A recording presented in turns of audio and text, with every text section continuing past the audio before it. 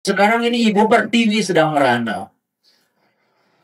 Ibu Pertiwi sedang merana. Ibu Pertiwi sedang sepi. Karena apa? Karena semua kita tidak pernah menyadari dengan Ibu Pertiwi kita yang sesungguhnya. Ibu Pertiwi adalah tanah air kita. Ibu Pertiwi adalah lingkungan hidup kita. Ibu Pertiwi adalah rohnya alam. Dan sekarang Ibu Pertiwi sedang menangis. Karena semua manusia yang ada di bumi ini kehilangan kesadarannya dengan Ibu Pertiwi. Jadi ada 4 unsur pembentuk semesta. Tanah, air, api, dan udara. Dan ternyata angka 4 ini tidak berhenti di situ. Manusia akan menjadi manusia paripurna kalau dia memiliki 4 sifat. Sifat yang pertama adalah siding.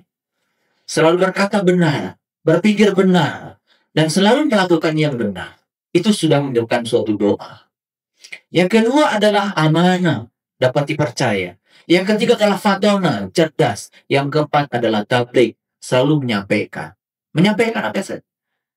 Menyampaikan pengalaman, menyampaikan ilmu, menyampaikan cinta kasih pada semuanya. Itulah 4 sifat manusia yang harus dimiliki. Yang kemudian kita sering menghafal secara syar'i sebagai sifat Rasulullah. Betul. Nabi Muhammad memiliki 4 sifat itu. Lalu kenapa Nabi Muhammad memiliki sifat itu? Diri kita yang sesungguhnya adalah langit biru, tidak terjebak oleh putih dan hitam. Itulah diri kita yang sesungguhnya. Makanya beruntung mereka yang sudah di langit biru, hanya menonton saja. Begitu ada putih dia tonton, ada hitam dia tonton.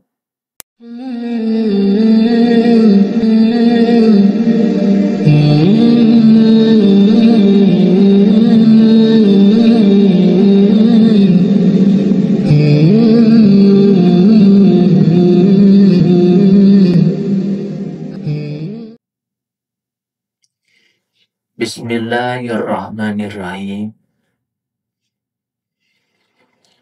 Assalamualaikum warahmatullahi wabarakatuh.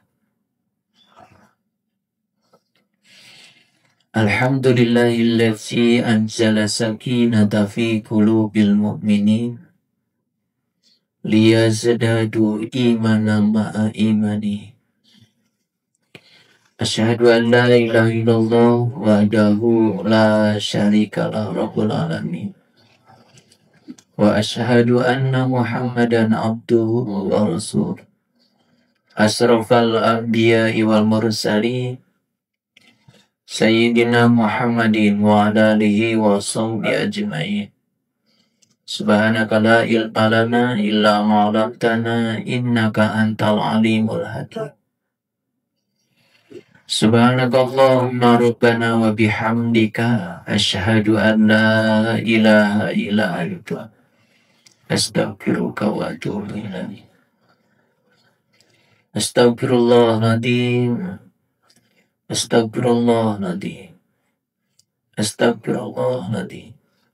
Allazi la ilaha illa wal hayyul qayyum wa atubu ilaik. Min jami'il ma'asi wa dhunub. La haula wa la quwata illa billahil aliyyil azim.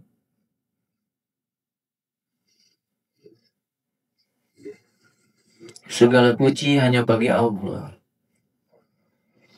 yang telah memilihkan ibu terbaik,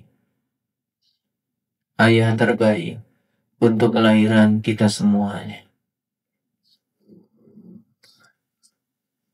Yang telah memilihkan orang tua terhebat yang dipilih untuk kelahiran kita. Dan kita tidak akan pernah menjadi kita yang hari ini kalau ibu kita, ayah kita bukan yang itu.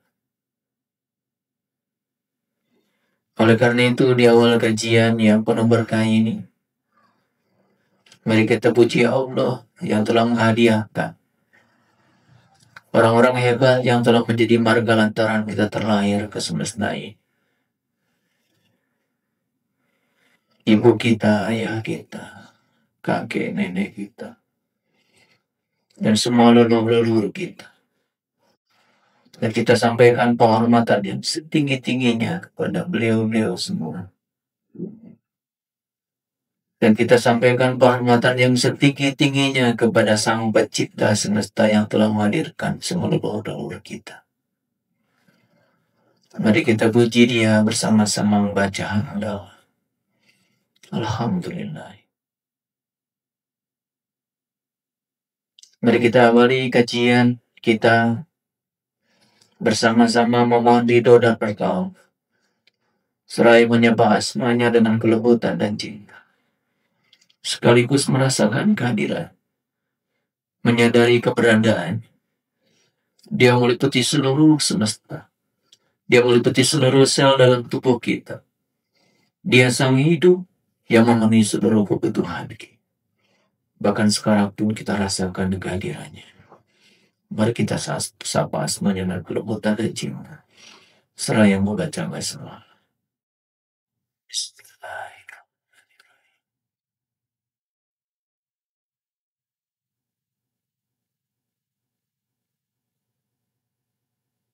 Para sahabat,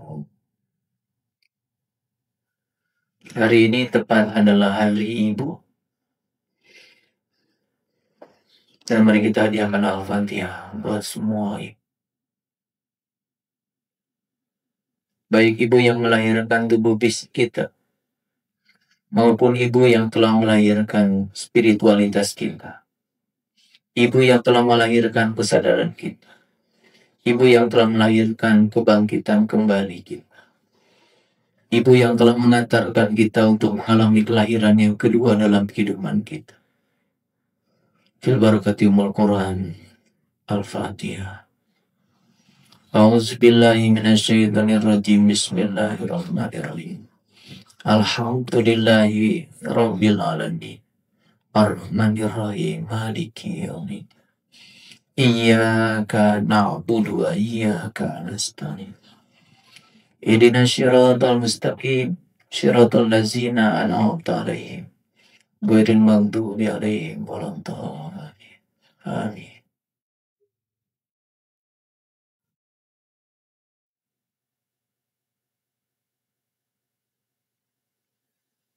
Ibu adalah orang pertama yang harus merasakan sakit untuk kelahiran kita. Ibu adalah orang pertama yang harus menumpahkan darah untuk kelahiran kita. Ibu adalah orang pertama yang menggandengkan nyawanya untuk kelahiran kita. Sangat masuk akal kalau Rasulullah ketika ditanya, "Ya Rasulullah, siapa orang yang harus aku hormati?" Dengan lantang beliau mengatakan, "Ibu." Siapa lagi ya Rasul? Ibu. Siapa lagi ya Rasul? Ibu. Siapa lagi ya Rasul? Ayah. Jawaban Rasul mengatakan ibu 3 kali dan menyatakan ayah 1 kali ternyata dijawab oleh riset mikrobiologi secara molekuler. Dan ternyata ibu itu adalah yang mewarisi segalanya buat anak. Dan itu tersimpan dalam DNA setiap sel yang mewarisi kita semua. Dan seluruh data-data karma kita tentang kehidupan tersimpan juga di sana.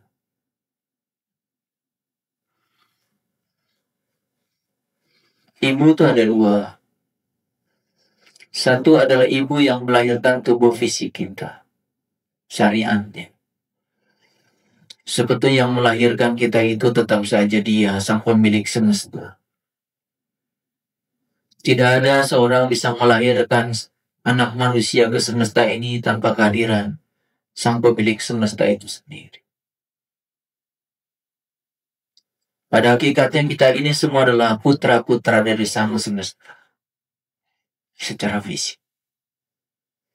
Apalagi secara spiritual, ketika kita sadar dan tahu kenal pada jati diri kita sendiri, lalu kita bisa mengenal siapa sesungguhnya diri kita yang sesungguhnya.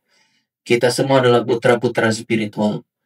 Kita ini adalah percikan-percikan dari cahaya ilahi. Kita adalah bagian dari dirinya yang sedang dikaryakan di semesta ini. Beruntung mereka yang sudah memiliki kesadaran bahwa sesungguhnya setiap manusia itu pada hakikatnya adalah jiwa-jiwa yang sama. Percikan-percikan cahaya yang sama dari sumber yang sama. Ketika kita menyadari itu semua, sungguh tidak layak kalau kita membedakan satu manusia dengan manusia yang lain. Mendiskreditkan satu kelompok dengan kelompok yang lain. Merendahkan satu kelompok dan mengunggulkan kelompok yang lain. Itu merupakan perilaku yang tidak layak untuk dilakukan bagi orang yang berkesadaran. Saya tidak tahu karena tidak ada yang kebetulan di semesta ini. Kenapa Hari Ibu itu diperingati pada tanggal 22 bulan 12. Ada angka keramat yang luar biasa, 2212. Dilihat dari sisi matematik, 22 itu ya 22 itu jadi 4. Dan 4 itu adalah kesempurnaan semesta. Semesta ini tercipta semuanya serba 4. Kita tidak akan lahir ke semesta ini kalau tidak ada 4 unsur di semesta ini. Unsur yang pertama adalah tanah. Unsur yang kedua adalah udara. Unsur yang ketiga adalah air. Dan unsur yang keempat adalah api. Tanah, udara, air, dan api itu berpadu. Membangun kesempurnaan. Lalu terbentuklah tubuh kita. Dan tubuh kita ini sesungguhnya berasal dari semua unsur yang berasal dari tanah. Oleh karena itu tidak heran kalau tubuh ini juga menjadi sangat cocok diurus dan diatur, dipelihara dengan nutrisi-nutrisi yang berasal dari unsur-unsur alam. Tidak ada satu butir padi pun kalau tidak ada 4 unsur ini. Tidak ada satu butir jagung pun kalau tidak ada 4 unsur ini.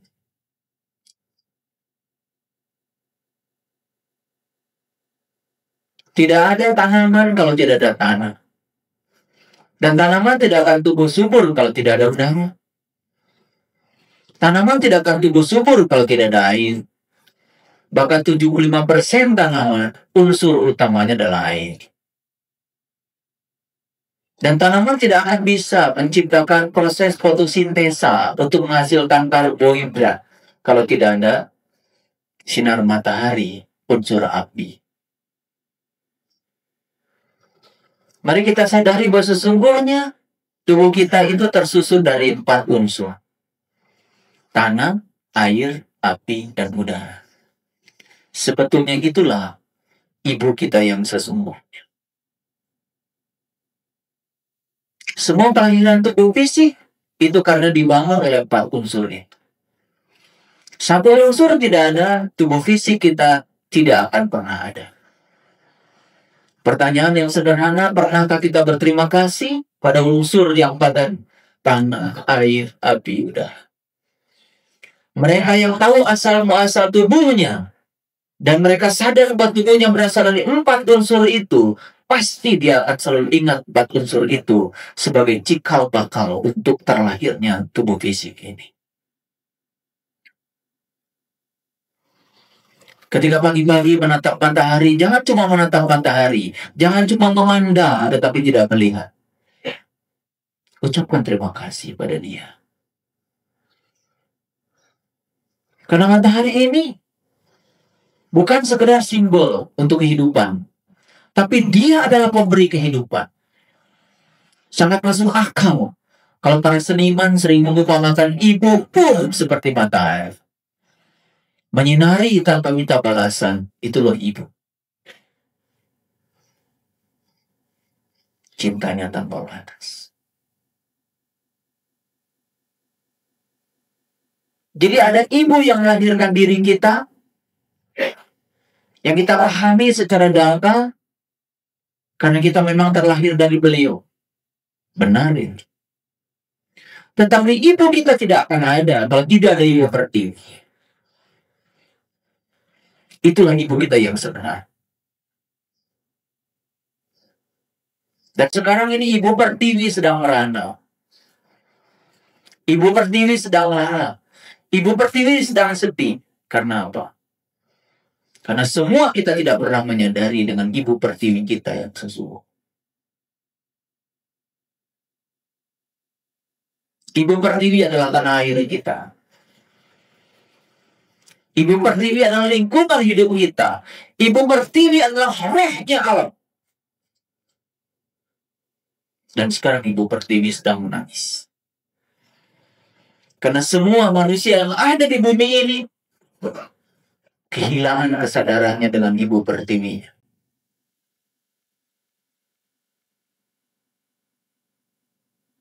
Makanya ada lagu ibu pertiwi itu kita nyanyikan. Ku lihat ibu pertiwi,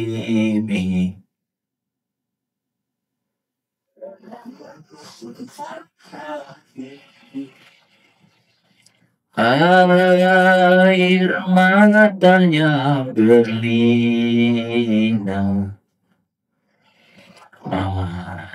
indahnya terkenal.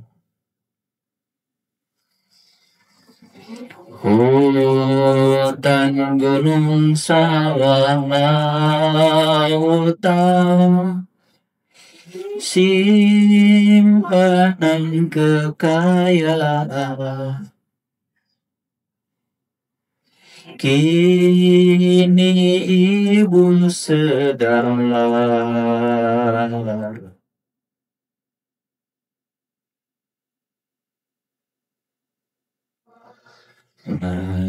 merintih dan berdoa. Yes. Itulah ibu kita yang sebenarnya. Dua.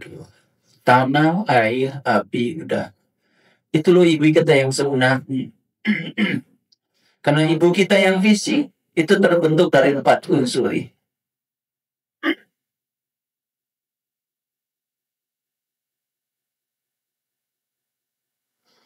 Jangan menolak ketika semesta sekarang menjadi tidak bersahabat dengan kita.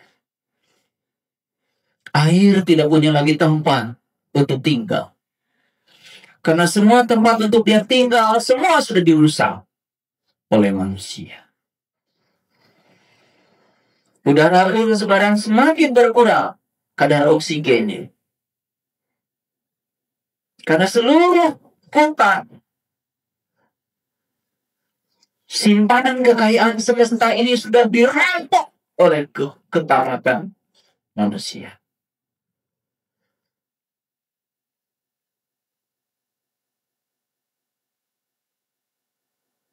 Banjir bandang di mana-mana. Air sekarang sedang berbicara kepada kita, jangan salahkan aku. Aku sudah tidak punya tempat lagi untuk aku tinggal, katanya. Seluruh tempat-tempat di mana aku bisa tinggal sudah dirampok oleh kalian semua. Gunung tidak bisa menyimpan air lagi.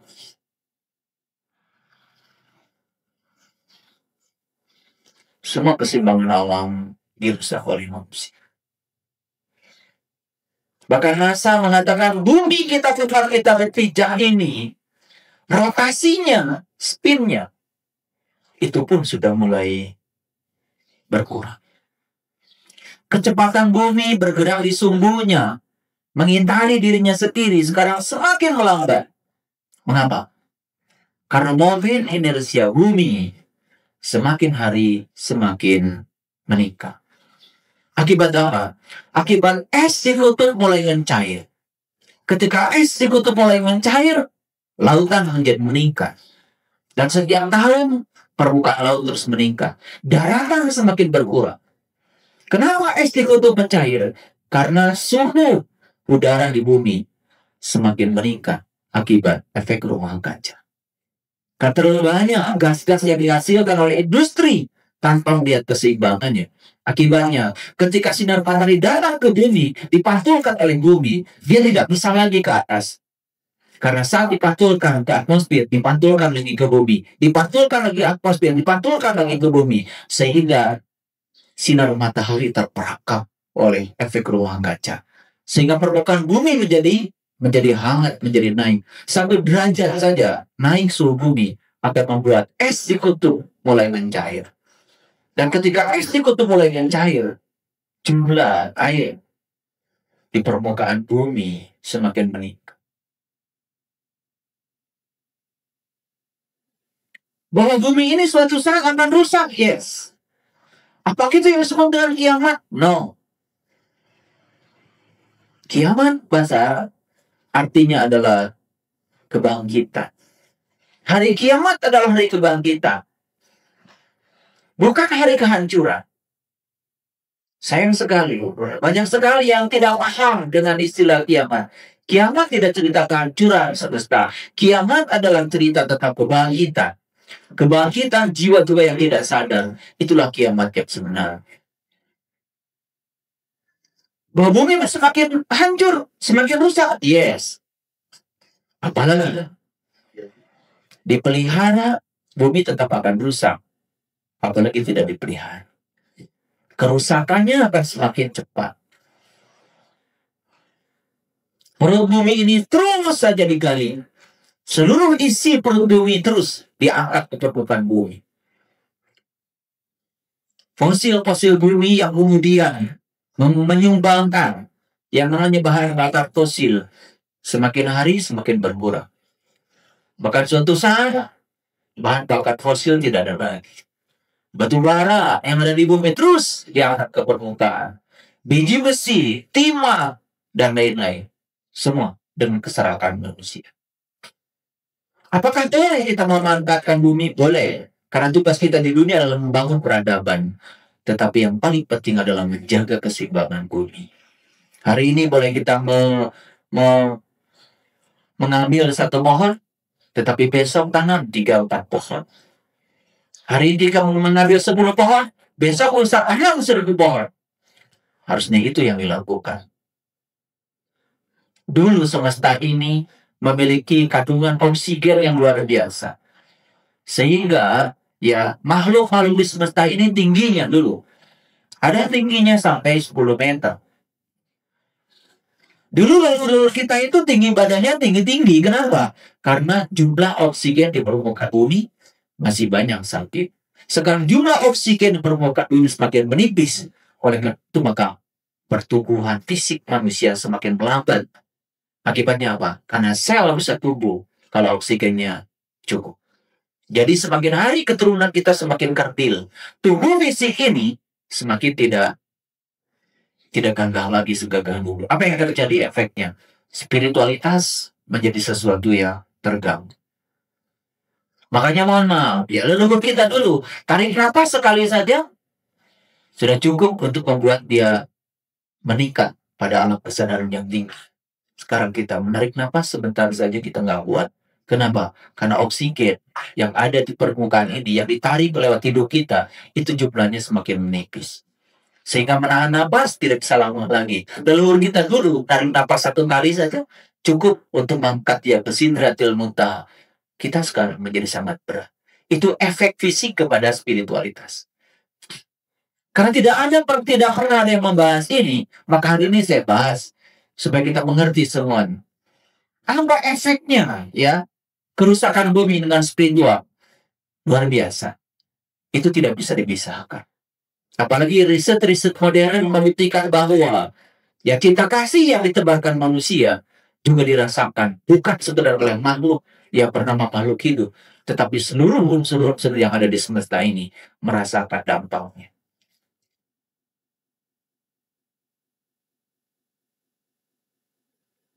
Jadi ada 4 unsur pembentuk semesta: tanah, air, api, dan udara.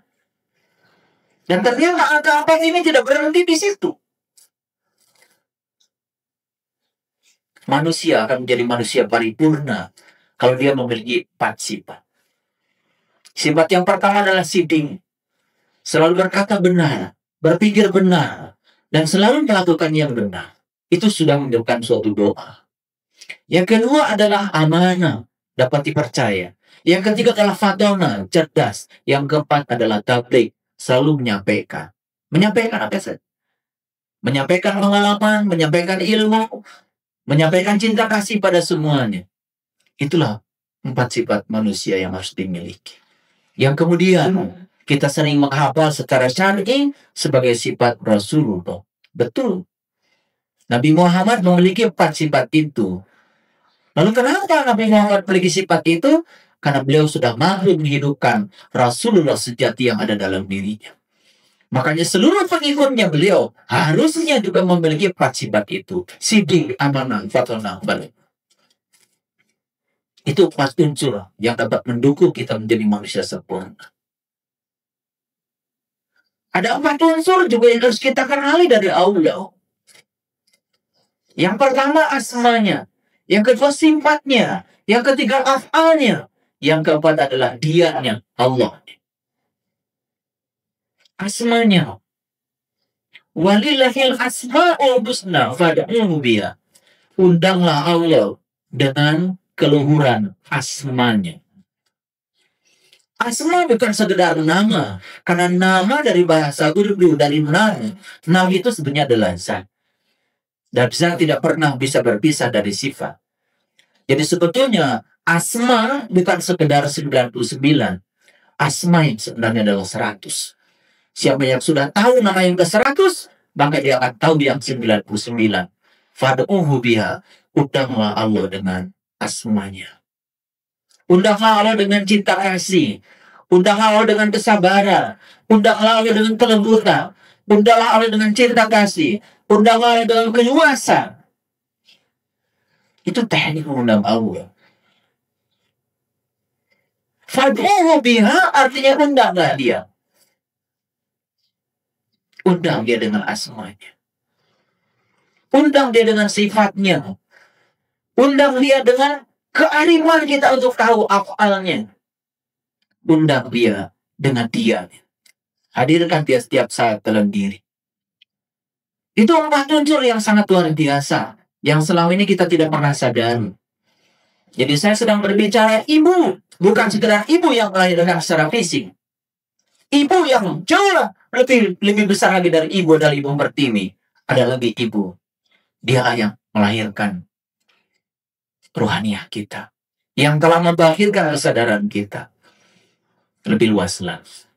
Jadi ibu pada dasarnya siapa saja orang-orang yang membantu kita untuk menuju pada kelahiran spiritual kita yang kedua.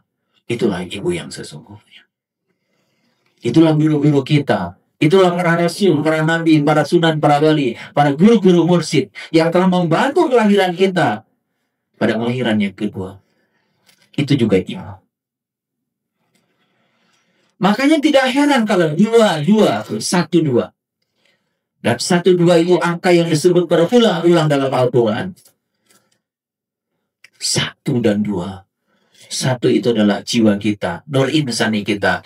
2 itu adalah Allah dan Rasul kita. Makanya siapa yang sudah bisa memperpadukan dirinya, jiwanya dengan Nurullah dan Nur Muhammad, dia yang sudah mengalami sadat sejati, dialah yang melahirkan kelahiran yang kedua.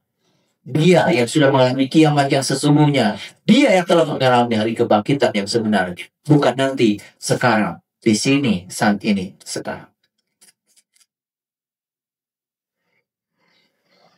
Jadi tidak heran kalau leluhur kita itu yang memperingati hari ibu itu dengan angka-angka yang luar biasa.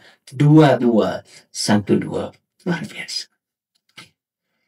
Dan hari ini kita berada di tanggal gitu. Jadi sebetulnya memperingati hari ibu bukan setahun sekali. Memperingati hari ibu setiap saat. Kita menyadari ibu fisik kita, menyadari ibu pertiwi kita, dan menyadari ibu-ibu yang telah melahirkan kesadaran kita. Ada 3 ibu yang harus kita sadari.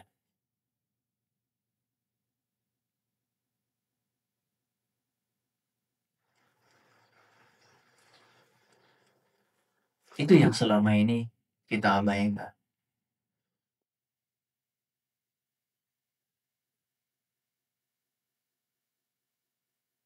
Dua-dua di Quran juga istimewa. Menjadi satu nomor surat yang sangat keren, yaitu surat Al-Hajj. Dua-dua surat Al-Hajj. Surat tentang haji. Perjalanan spiritual menuju Baitullah yang sejati. Perjalanan spiritual bukan untuk menuju rumahnya, tapi perjalanan spiritual untuk bertemu yang punya rumah. Itu haji yang sesungguhnya. Dua-dua. Makanya kalau kita lihat surat Al-Hajj, surat yang kedua, itu yang paling pokok, itu adanya di Quran surat Al-Hajj, ayat yang ke-27. Saya tunjukkan dulu sebentar.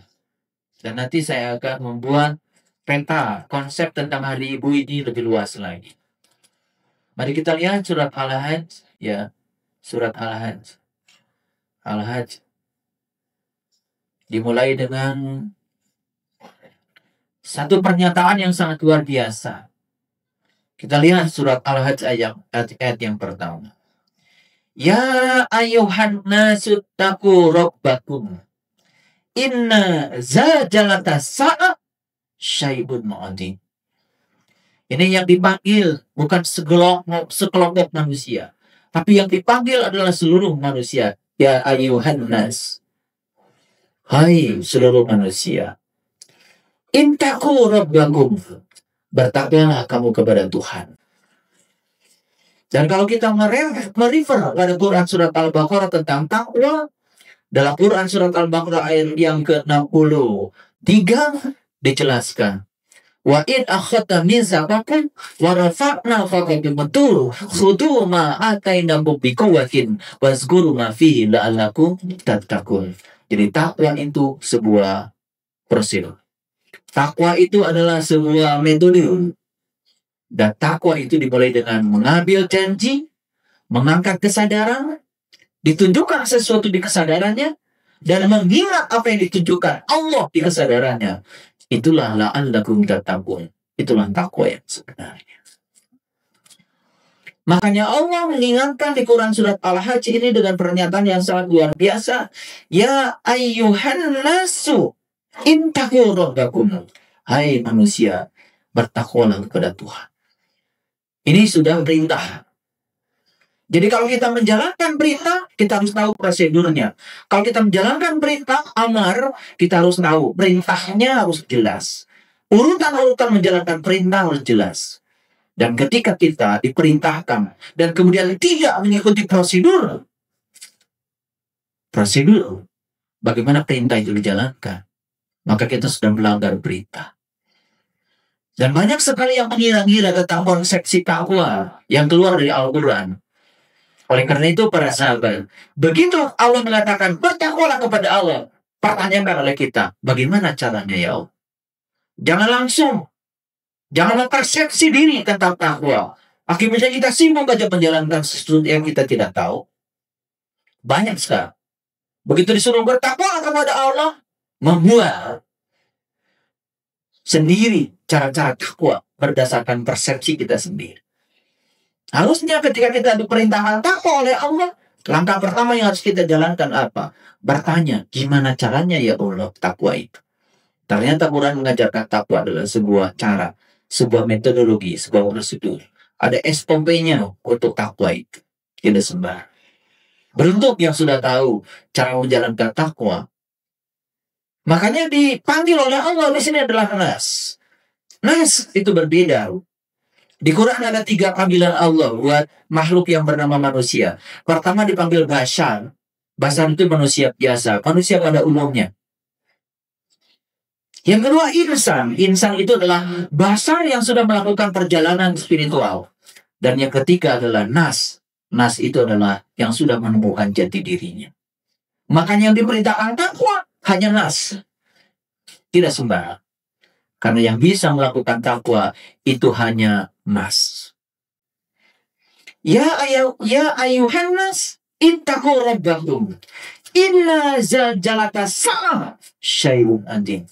Sesungguhnya akan ada saat di mana kamu mengalami kegoncangan. Akan ada saat di mana kamu mengalami kegoncangan. Dan itulah sebuah kejadian yang besar. Sayang sekali, begitu ada kegoncangan, selalu dikaitkan dengan kiamat. Kiamat hancurnya alam semesta. Padahal kegoncangan ini adalah kiamat yang terjadi pada diri kita saat kita sadar tentang jati diri kita sendiri. Itulah hari kegoncangan. Di mana saat itu kesadaran kita diperjalankan. Dan kesadaran yang rendah sampai mencapai puncaknya kesadaran yang disebut dengan sidra al-muntaha. Itu yang disebut dengan hari kegoncangan. Inna zalzalata sa'ah. Jadi hari kegoncangan itu harus dialami di sini saat ini sekarang. Ketika kita bisa membayar ya utang ketidaktahuan kita pada diri kita sendiri. Hari kegoncangan itu diabadikan di banyak ayat dalam Al-Quran. Hari kegoncangan Nabi Ibrahim terjadi saat beliau dibakar oleh api. Bukan api biasa.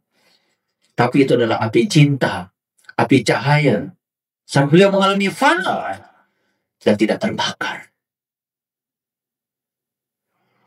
Hari kegoncangan itu diabadikan oleh Nabi Yunus.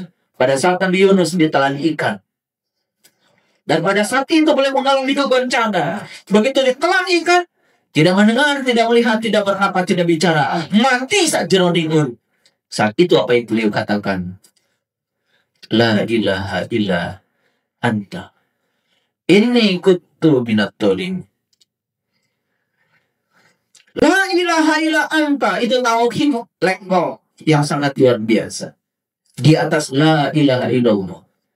Makanya urutan tauhid itu la ilaha illallah, la ilaha illa huwa, la ilaha illa anta. Dan puncaknya tauhid adalah la ilaha illa anta. Dan beruntung mereka yang sudah bisa menunggal bersama Tuhannya. Dan dia akan mengalami la ilaha illa anta.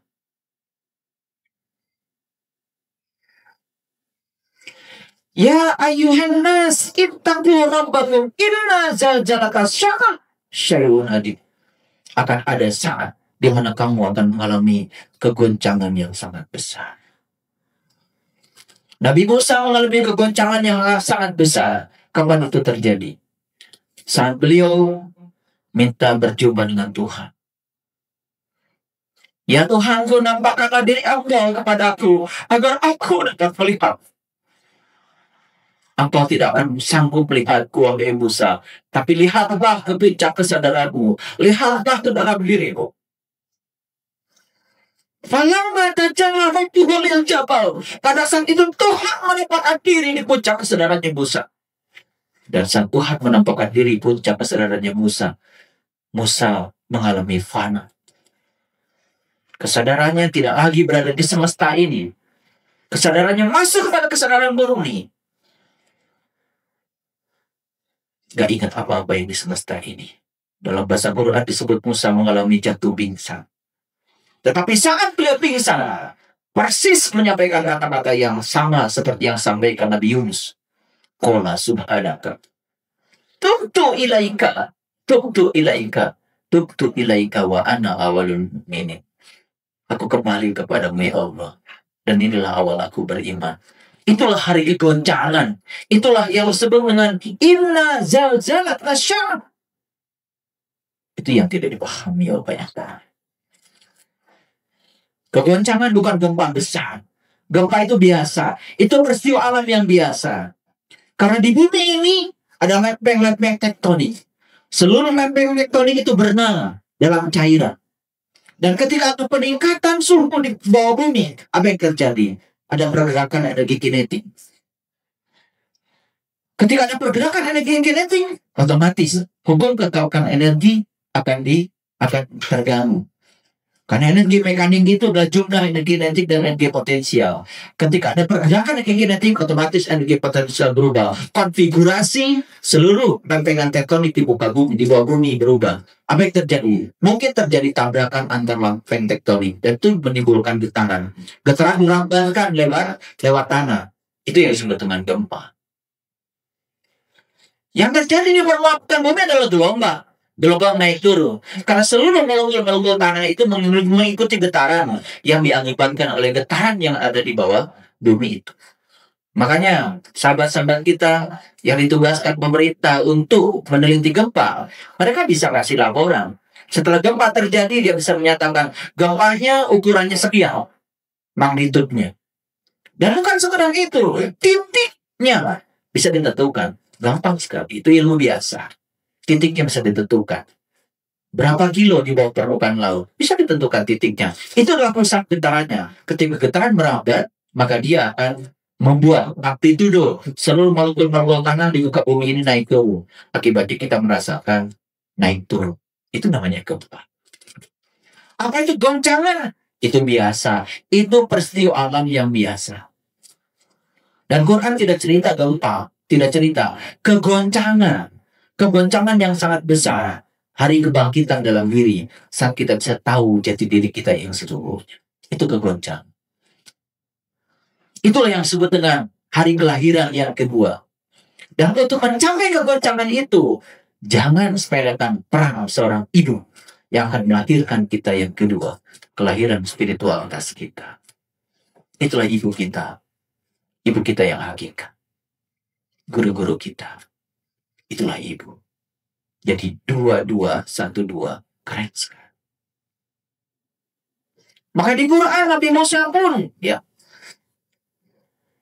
ketika ingin menyaksikan pancaran maul hayat dalam dirinya, apa yang terjadi?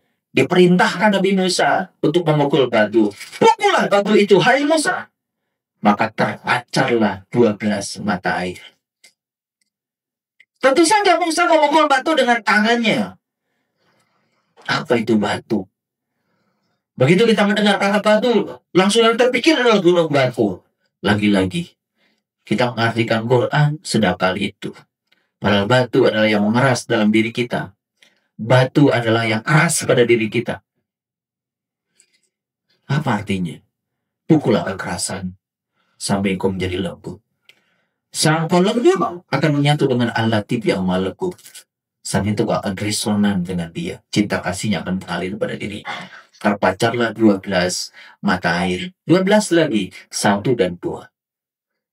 Jadi angka 12 ini angka yang sangat luar biasa. Makanya kenapa 12 ini menjadi penghujung bulan. Menjadi penghujung tahun. Nama bulannya ke-12 setiap tahun. Karena keren sekali. Karena 12 ini memang puncaknya spiritual. 12 ini adalah syahadat sejati.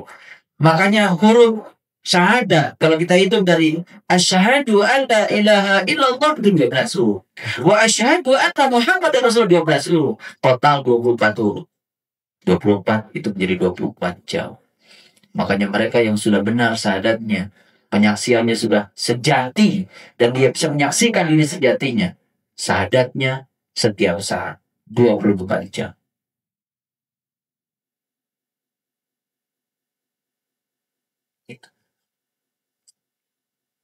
Nah, kalau kita lihat ayat yang selanjutnya, mohon maaf ini saya potong dulu, ya, karena saya tidak punya waktu, ya, untuk menjelaskan semua, ya. Tapi saya jelaskan sedikit saja, ya. Pada hari kamu melihat kegoncangan itu, yauma tarawna. Pada hari ketika melihat goncangan itu, lalailah semua wanita yang menyusui anaknya dari anak yang disusuinya. Gugurlah kandungan segala wanita yang hamil. Dan kamu lihat manusia dalam keadaan mabuk. Padahal sebenarnya mereka tidak mabuk. Akan tetapi azab Allah itu sangat keras. Jadi hari kegoncangan itu manusia menjadi tidak ingat lagi. Seorang ibu tidak ingat lagi anak yang disusuinya. Gugurlah semua kandungan. Dan selama ini kita memahami ini secara fisik saja. Padahal sebetulnya ini adalah kegoncangan spiritual. Betul? Seorang ibu tidak lagi ingat sama anak yang disusuinya. Betul? Tetapi ada manusia yang mabuk. Ya. Kenapa? Walakinna adzaballahi syadid. Dan azab Allah itu sangat keras. Siapa yang mabuk itu? Mabuk dunia. Dan siapa yang masih mabuk dunia tidak akan pernah bisa digoncangkan. Ikatan pada dunianya akan membuat dia menjadi sulit untuk digoncangkan. Makanya jangan heran ya, dari sekian banyak yang kita bimbing untuk meniti ke dalam diri. Ada yang menangis, meraung-raung, ada yang biasa. Maaf ya, itulah mungkin yang mabuk. Karena ikatan duniawi terlalu keras. Sehingga saat dihijrahkan untuk menuju alam cahaya, dia masih senang tinggal dalam kegelapan. Makanya ada lagu bagus itu dari Ebit, judulnya Menjaring Matahari. Ya. Kabut, sengaja engkau mewakili pikiranku. Tahu kabut? Tahu kabut? Kabut itu cuma dua, ada yang putih, ada yang hitam. Ya kan? Hitam putih itu yang mewakili pikiran. Karena pikiran itu memang selalu senangnya hitam putih. Dia mereka-mereka yang masih mengidentifikasi sebagai pikiran, hidupnya hitam putih. Yang masih terjebak oleh benar dan salah, sulit untuk digoncangkan. Yang masih terikat pada dualitas, sulit untuk digoncangkan. Yang masih terjebak oleh baik buruk, sulit untuk digoncangkan. Karena untuk memasuki kegoncangan itu syaratnya cuma satu, harus witir, harus ganjil, gak boleh genap lah. Lihat wajah-wajah manusia yang masih dijebak oleh dualitas, mengerikan kayak kau. Lihat orang-orang yang sudah lepas dari jebakan dualitas, lihat wajahnya penuh dengan kedamaian, ketenangan. Ada orang baik, dia baik sama orang itu. Ada orang jahat pada dia tetap baik pada orang itu. Tidak terangkai. Makanya dalam ajaran Tantra, yang kabut ini menjadi lambang pikiran. Saya nggak tahu Pak Ebit juga belajar Tantra kayaknya. Karena di kata-kata yang pertama boleh mengatakan, kabut, sengaja engkau mewakili pikiranku. Pekat, hitam berarah mengelilingi matahari. Tuh. Jadi begitu pekat kabutnya, hitam berarah mengelilingi matahari. Lalu sang matahari hanya tidak bisa menyentuh lagi pikirannya. Tidak sampai ke situ. Karena apa?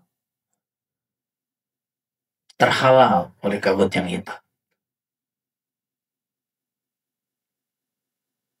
Ya, keren tuh lagu itu. Kalau dengar lagu itu dengan kesadaran coba. Dengan kesadaran. Kabut, sengaja engkau mewakili pikiranku.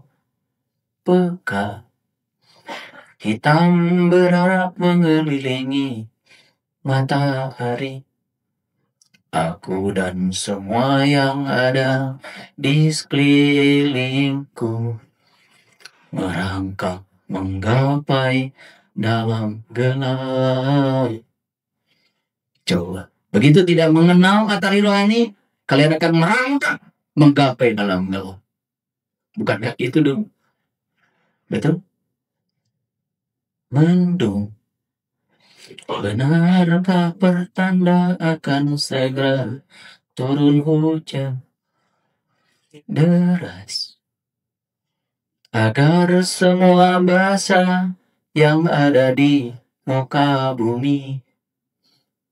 Siramilah juga jiwa kami semua yang telah dilanda kegalauan.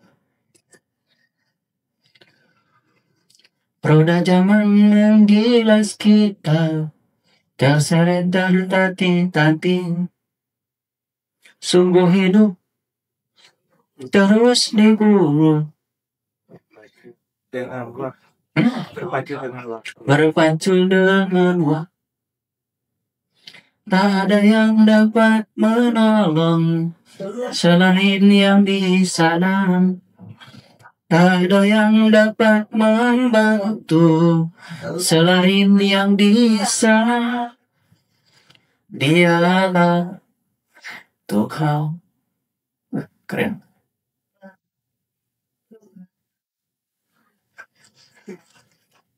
Makanya lagunya Mencari Matahari. Padahal di lagu itu tidak ada kata mencari mataharinya. Tetapi mencari matahari pada ikannya adalah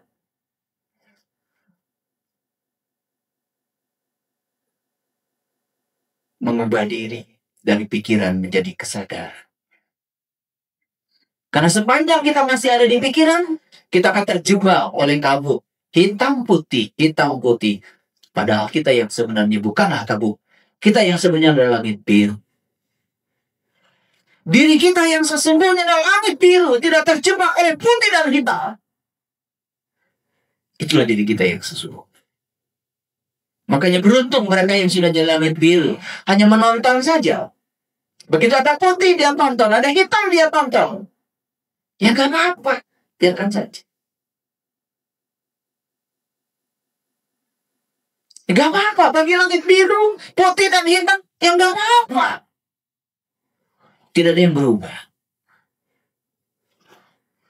Kita dalam kehidupan kita sering mengidentifikasi diri kita sebagai kabut. Kadang putih, kadang hitam. Begitu. Dan sepanjang kita masih hidup seperti itu, sepanjang itu pula kita masih menderita dalam hidup. Kebahagiaan masih jauh panggang dari api. Lalu dia akan digilas oleh roda zaman. Roda zaman menggilas kita, terseret tertatih-tatih. Sungguh hidup terus diburu, berpacu dengan waktu. Berpacu dengan waktu. Lihat manusia, semua berpacu dengan waktu. Gak sabar.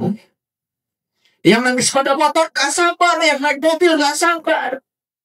Nyalip dari kiri, nyalip dari kanan. Seperti itu. Lihat, semua tidak sabar. Tidak bisa menikmati perjalanan.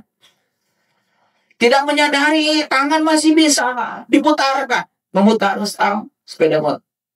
Tidak menyadari nafas yang ada pada diri. Tidak bisa menikmati. Semua pengen cepat sampai. Semua terburu-buru. Kenapa? Karena dirinya diselimuti oleh kabut. Cari orang yang sadar di jalan sulit sekali. Sudah dikasih sen, kita mau belok, gak ada yang ngalah. Sudah dikasih dim, berkali-kali tidak ada yang berhenti. Semua terburu-buru, pengen cepat sampai, pengen cepat bahagia, pengen cepat bisa.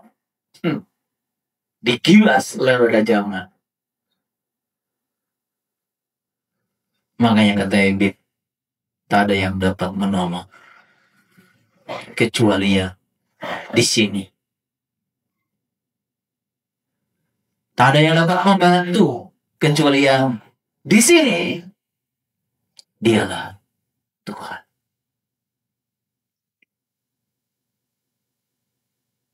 Kita sering dengar lagu itu ya, lewat aja. Padahal kalau kita lihat liriknya, kok judulnya Mencari Matahari, karena padahal nggak ada di situ kata-kata menjaring, nggak ada. Harusnya kita bertanya, gimana sih caranya mencari matahari? Lepaskan dirimu yang diidentifikasi dengan pikiran. Jadilah dirimu yang sejati. Masuk pada kesadaran murnimu. Kau akan mencari matahari. Matahari ruhani yang ada dalam diri. Rabbul Masyriqain, Rabbul Maghribain. Keren banget. Keren kayak lagu itu. Atau baru hari ini tahu dan sadar kalau lagu itu keren. Oke, maaf yang suara saya fals. Memang saya tidak bisa nyanyi. Yaitu ya itu aja lah biar menghibur kalian dari ibu. Nanti kalau yang bagian nyanyi Kang Dani saja sama Kang Dada. Nanti habis ini biar Kang Dani yang nyanyi. Ya, saya hanya mengupas kedalaman maknanya saja. Karena seorang yang sadar membuat lagu pun dengan kesadaran. Ya, karena ada juga lagu-lagu yang membuat tidak sadar. Karena dibuat oleh orang-orang yang tidak sadar. Tapi lagu yang tidak sadar seperti itu ternyata pengikutnya jutaan. Tapi kalau lagu yang sadar itu pengikutnya memang tidak jutaan. Gitu. Lagu Sindra Pilmuta pengikutnya baru 3, berapa ribu gitu. Ya, karena lagu itu memang lagu kesadaran. Hanya bisa didengar oleh orang-orang yang sadar. Yang belum sadar bingung dengan lagu itu. Ya, apalagi belum ketemu dengan ibunya yang akan melahirkan kelahiran dia yang kedua. Jadi saya sampaikan selamat buat para sahabat yang sudah ketemu ibu baru yang bisa melahirkan kita dalam kelahiran rohania yang kedua. Hormatilah. Itu ibu ya sesungguhnya. Makanya yang sudah belajar spiritual, dia juga akan mengerti kalau ibu itu adalah ibu pertiwi. Keren ya? Betul? Coba. Tidak ada yang makan nasi nanam dulu. Dari kecil nasi sudah ada. Dan pasti ada yang nanam orang lain. Itu membuktikan bahwa hidup itu kolaborasi. Itu membuktikan bahwa kita tidak bisa hidup sendiri. Kita satu dengan yang lain saling bergantung. Betul? Makanya Allah mengatakan lewat Rasulnya, jalin silaturahim. Jalin silaturahim. Penting. Sampai ada ayat di Quran mengatakan, duribat alaihimudillatu aini mastukimu illa bihabli minallah wa habli minallah. Akan ditimpakan kehinaan kepada siapa saja di mana saja dia berada. Yaitu manusia-manusia yang suka memutus silaturahim dengan manusia dan memutus silaturahim dengan Tuhan. Dan akan terjaga kehormatan setiap orang, yaitu orang-orang yang selalu menjaga persaudaraan dengan manusia dan menjaga tali silaturahim dengan Tuhan. Illa bihabli minallah wa habli minannas. Keren banget. Terasa ya, coba. Ketika hubungan sosial kita bagus, semuanya menjadi mulus-mulus saja. Betul nggak? Iya. Mau bisnis, ada aja yang mendukung. Gak punya modal, ada aja yang membantu. Gak punya ilmu, ada aja orang yang mensedekahkan ilmu untuk menunjang bisnis kita. Betul nggak? Jalan-jalan begitu luar biasa. Berkah hidup begitu luar biasa. Keren Pak. Ya. Saya tidak mungkin hari ini mengupas surat Al-Hajj. Semuanya nggak mungkin. Saya cuma mengupas awalnya saja. Dan intinya sebetulnya di Quran surat Al-Hajj. Mari kita lihat. Surat Al-Hajj yang ke-27. Keren lagi. Angkanya 227.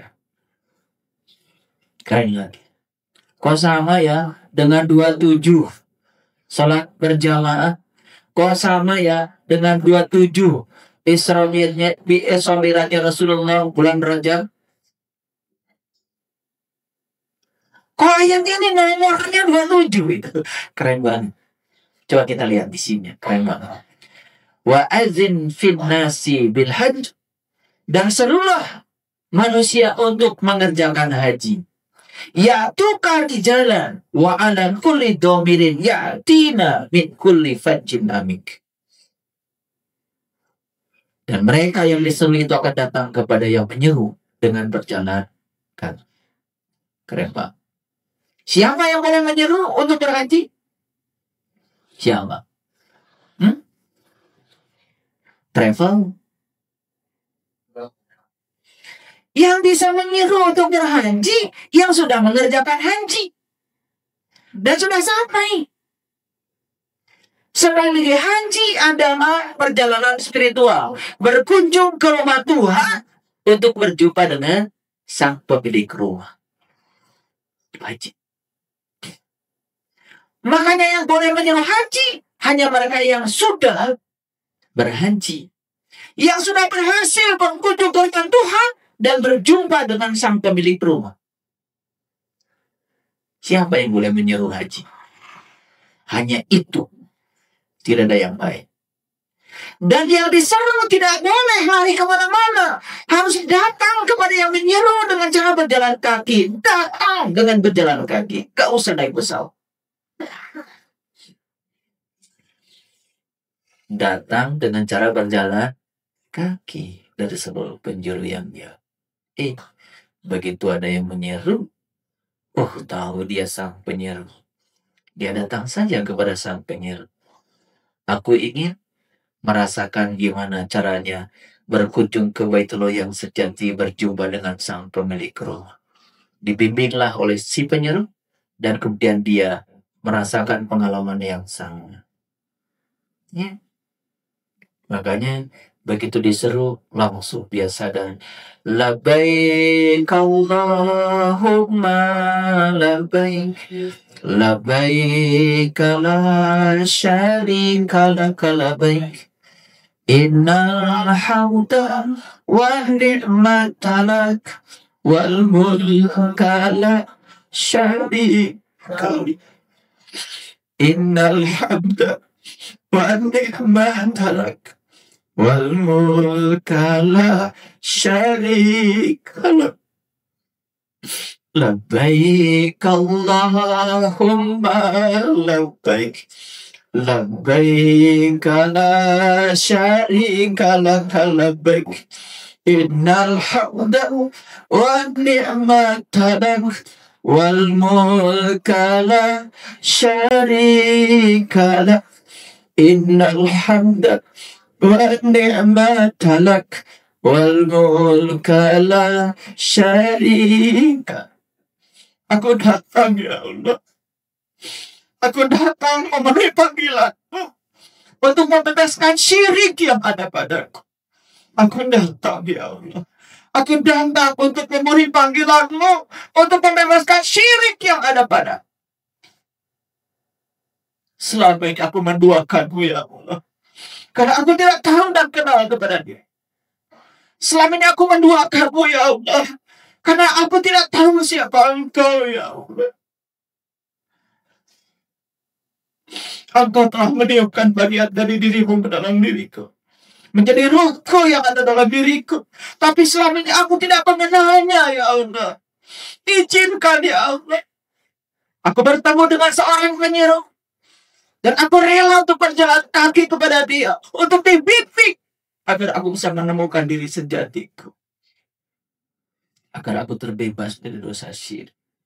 Karena satu-satu yang bisa membebaskan dosa syirik, menduakan Tuhan adalah agar supaya aku tahu dan kenal kepada Tuhan. Inna Allah la yaghfiru ayyushraka bih wa yaghfiru ma duna dzalika liman yasha. Sesungguhnya aku tidak akan pernah mengampuni dosa syirikmu, wahai hambaku. Tapi aku sudah mengampuni segala dosa apapun yang selain daripada syirik itu kepada hamba-hambaku yang aku kehendaki. Para sahabat, ternyata satu caranya untuk membebaskan dosa syirik adalah tahu dan kenal pada jati diri kita sendiri. Siapa yang kenal dirinya, maka dia akan kenal kepada Tuhan. Labbaik Allahumma labbaik labbaik la syarika lak labbaik innal hamda wan ni'mata lak wal mulka la syarika lak innal hamda wan ni'mata lak wal mulka la syarika lak. Makanya kalau mikot di sana kan kita mulainya dari Ja'ron. Dari Ji'rona. Saya baru tahu ternyata Ji'rona. Ji'rona itu dari kata Ja'a ro'ain. Ja'a artinya datang, ro'a artinya melihat, ana. Ja'a ro'aina artinya datanglah kamu untuk melihat.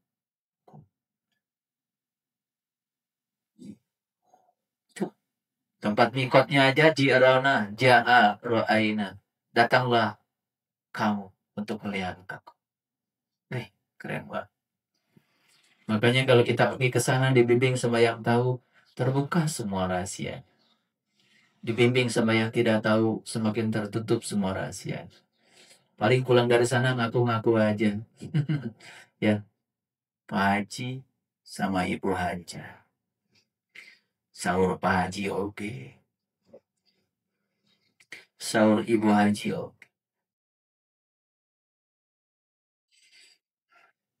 Kalau tadi panggil itu rasanya gak sempurna hidup. Bahkan di sebuah tempat di sana tuh, bukan di sini, di sana. Di sini nggak beda.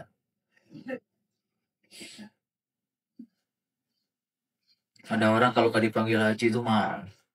Kamu tahu nggak saya nabungnya berapa tahun itu untuk dapat gelar ini? Ya, ngerti ayat ini? Jadi ternyata haji ini, menurut ayat ini, datanglah kepada yang menyeru dengan cara berjalan kaki. Kendaraannya tuh pakai unta yang kurus. Untanya yang kurus. Ya, makanya kalau mau haji, jangan gendut-gendut. Susah tarik nafas. Beruntung nih udah pada kurus nih unta-untanya. Luar biasa ya. Makanya datang dari segenap penjuru. Keren banget. Ayatnya nomor 27. Keren nggak? Keren nggak? Keren banget. Jadi apa-apa di Quran itu sangat luar biasa. 2212. Jadi sekarang kita sedang berbicara lebih dalam lagi bahwa sesungguhnya ya ibu kita yang sebenarnya adalah mereka yang mempertemukan kita dengan jati diri kita yang sesungguhnya. Makanya kalau kita berguru pada Quran surah Luqman. Nah, ini surat Luqman nih, surat. Dan kami perintahkan kepada manusia, tahu manusia tadi ya? Manusia ya. Supaya ya berbuat baik kepada ya kedua orang tuanya. Ya. Wa wasainal insan wabil walidain. Hamalat kurbuh. Betul nggak orang tua kita itu dulu capek ngurus kita? Betul? Betul apa tidak? Gimana tahunya? Tahunya kita setelah jadi orang tua kan? Makanya ibu-ibu kenapa hamil? Sering saya tanya itu, kenapa kamu hamil? Allah percaya sama saya karena saya sekarang sudah jadi orang dewasa. Belum. Ger aja. Jawabannya sederhana. Kenapa kamu hamil? Supaya kamu merasakan hamil. Itu aja. Supaya kamu merasakan seperti ini loh. Dulu orang tuamu ketika hamil kamu. Miring ke kiri salah. Miring ke kanan salah. Betul nggak? Berbaring juga salah. Apalagi ngeluntit. Tambah salah. Mau berdiri. Berat. Melangkah. Berat. Apalagi ketika usia 7 bulan, 8 bulan. Kasihan lihat perempuan seperti itu. Hamalat su'umuhu. Letih. Letih enggak? Letih enggak? Sampai berapa tahun ibu itu mau menyampi anaknya ini? 2 tahun. Oh.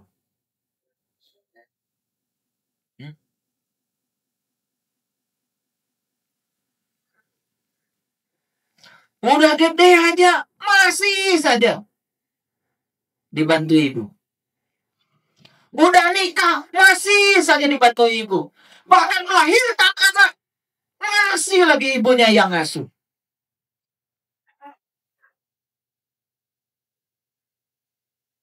Betul. Benar 2 tahun? Kok ayatnya 2 tahun?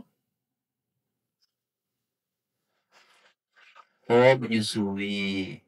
Setelah menyusui di sapi itu 2 tahun. Ya, secara syar'i itu tidak ada yang salah. Jadi saya mau cerita, sebetulnya kalian tuh belajar dengan saya, yang frekuensi tingginya itu paling tidak 2 tahun. Jadi setelah dibimbing untuk tahu jati diri itu dalam 2 tahun ini harus kencang, dalam 2 tahun. Nanti kalau air susu saya ini, air susu spiritual ini, nutrisi dari saya itu sudah sampai pada kalian. Wih, pertumbuhan spiritualmu itu keren. Gagah-gagah. Nah setelah itu udah bisa mandiri. Main dalam 2 tahun itu setidaknya bisa melewati 9 tahapan. Jadi kalau tekun nih, saya itu dari mulai tahapan 1 terus sampai tahapan akhir itu pas gue tau. Jadi air susu spiritual yang dari saya itu udah disedot semua sama kalian. Gagal. Ini begitu dilahirkan langsung hilang. Tinggal mana siapa? Ya nggak dapat lagi nutrisinya.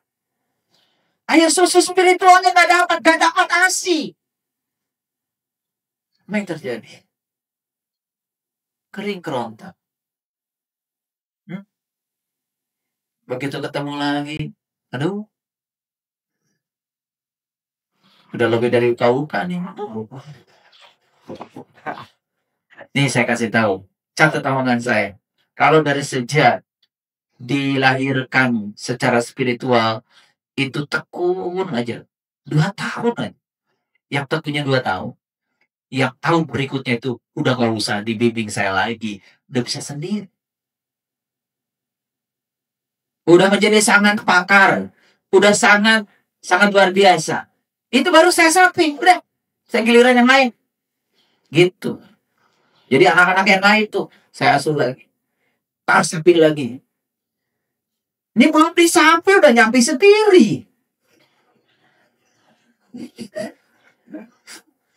Belum disamping udah nyampe sendiri. Padahal air susu saya masih banyak. Iya. Kan saya makan daun katuk terus.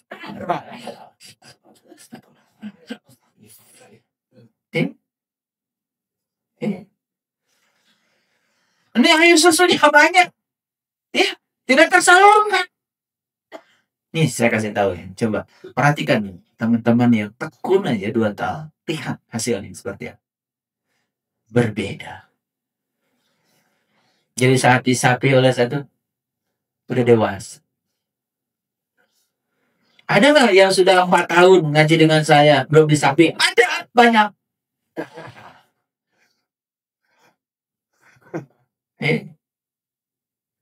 Setiap mau disapi, lama mau nempel terus. Ya sama, dulu anak-anak kita juga ya. Mau disapi kan susah. Udah di tetesan apa itu namanya? Oh iya, Bang Rawali ya, Pak Rawali. Sempat sih ingat itu. Sampai harus cari Haji Bogor tuh. Di mana tuh di Soreang ya? Tetesan Pak Rawali. Pahit sebentar udah gitu nyedot lagi. Kayak rakus. Apa? Kalau belajar spiritual harus begitu. Ya. Ya. Nggak mau disapi, bagus. Nggak apa-apa. Ya. Jadi kata 2 tahun di ayat ini sebetulnya keren sekali. Ya. Percaya deh setelah 2 tahun beda kemandirian. Karena dalam 2 tahun itu terus nutrisinya masuk. Ya nutrisinya. Setiap tahapan-tahapan dilalui. Udah dewasa sendiri. Gitu. Ya. Jadi sekarang kita mengerti tentang ibu. Bukan sekedar ibu yang dipilih semesta untuk kelahiran fisik kita. Tapi ibu pertiwi merupakan ibu sejati kita. Ada lagi ibu rohaniah kita, yaitu guru-guru kita yang membangkitkan kesadaran kita. Dan 3 ibu itu harus kita hormati. 3 ibu itu harus kita junjung tinggi agar kelahiran kita menjadi berkah. Jangan cuma datang ke semesta ini sebagai manusia yang hanya mempedulikan aspek fisik tubuh kita, tapi kita pun harus peduli pada aspek rohania yang ada dalam diri kita. Ya, oke. Sebagai hadiah buat para ibu, saya akan menyanyikan sebuah lagu.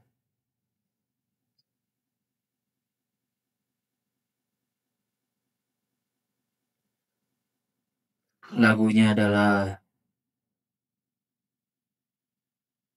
Rindu Ibu. Maaf kalau suara saya kurang bagus, nanti dibantu ya.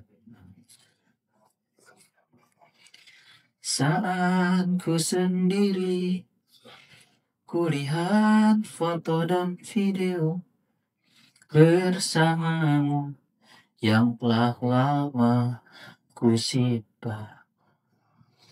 Hancur hati ini melihat semua gambar diri yang tak bisa ku ulang kembali.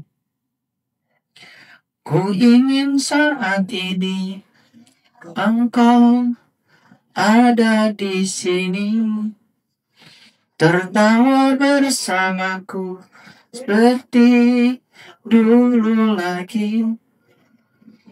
Walau hanya sebentar, Tuhan tolong kabulkanlah.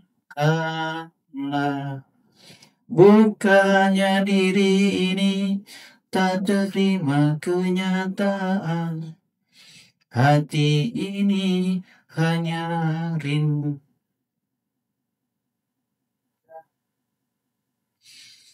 Segala cara telah ku coba agar aku bisa tanpa dirimu, namun semua berbeda. Sulit ku menghapus kenangan bersama. Ku ingin saat ini engkau ada di sini, tertawa bersamaku seperti dulu lagi. Walau hanya sebentar, Tuhan tolong kabulkanlah. Bukannya diri ini tak terima kenyataan, hati ini hanya rindu. Itulah hadiah dari saya buat para ibu, terutama buat ibu saya yang telah menjadi lantaran semesta melahirkan saya ke dunia ini. Terima kasih ibu. Terima kasih. Terima kasih. Assalamualaikum.